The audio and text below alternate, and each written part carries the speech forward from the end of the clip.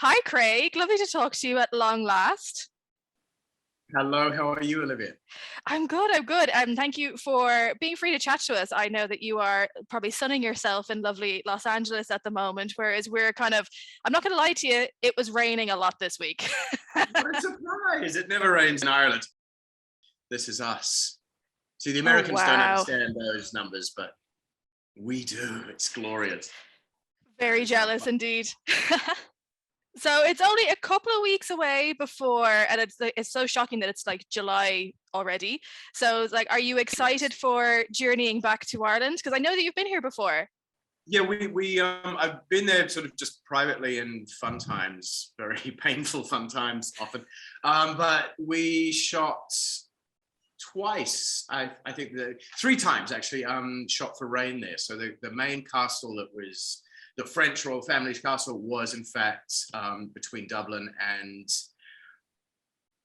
some other place.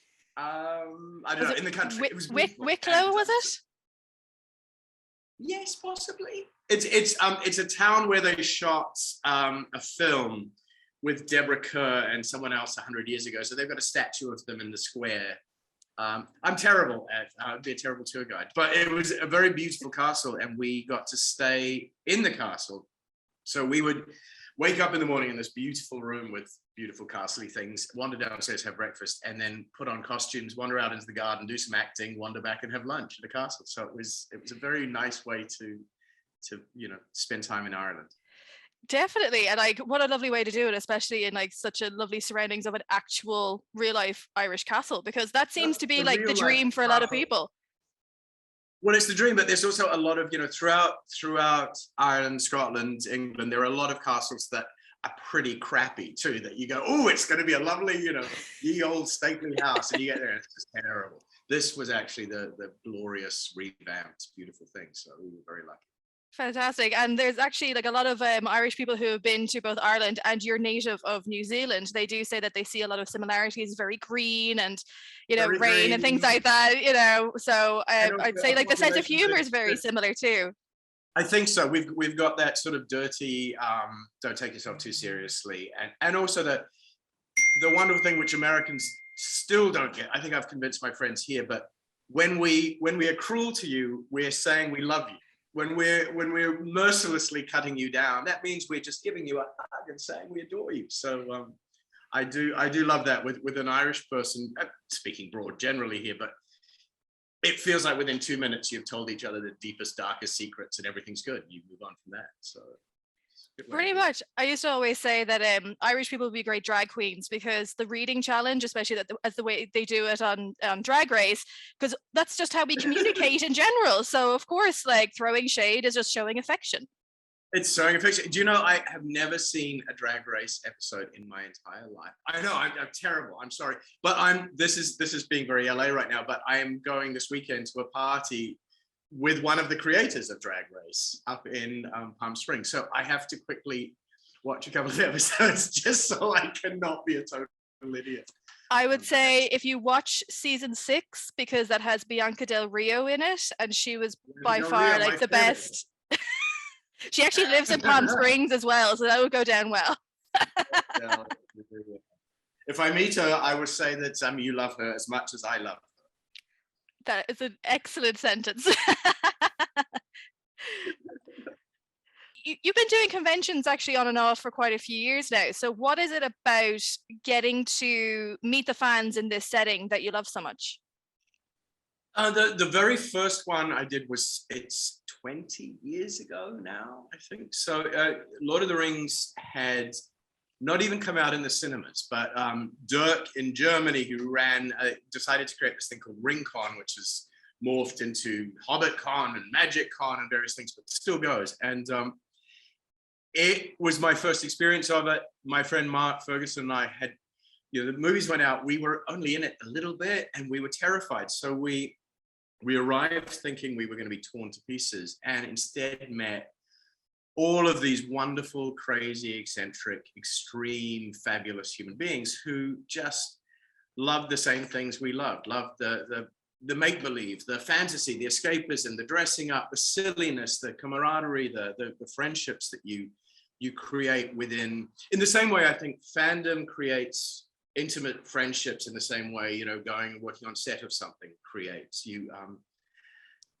share a great intimacy, and it strips away all of the crap that people worry about. And it still does that for me. I must admit, you know, 20 years later, I still take such delight in you know, seeing costumes people have made, and seeing in people talking about shows that they care about so much, that means something to them, and it just, it's, you know, it's a joy, really. Oh, that's so lovely. And that's something that we always strive to do, is like that whole sense of community. And hopefully you'll see that now when you come over in a few weeks.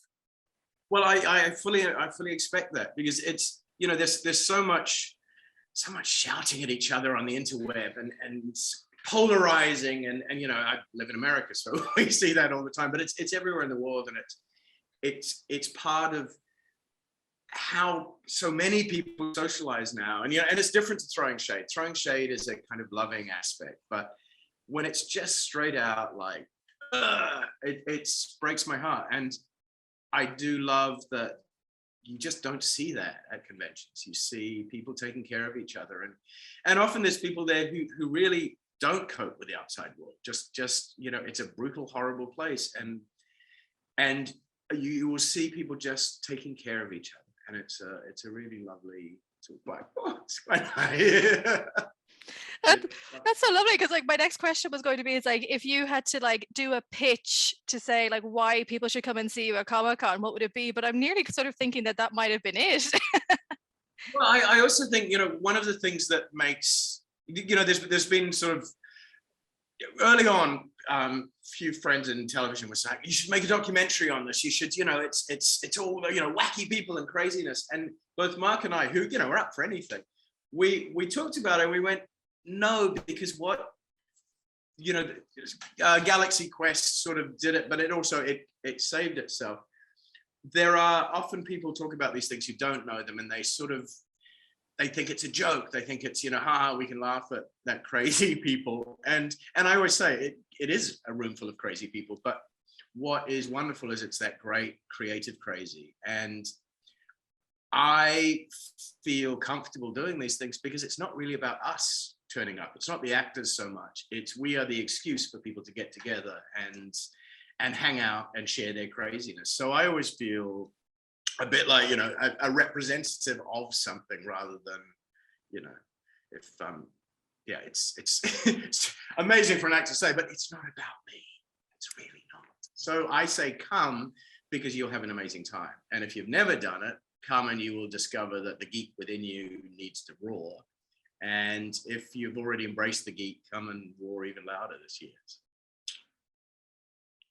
I am going to steal that line, that the geek needs to roar. That is gorgeous. The geek needs to roar. There's various different Irish ways.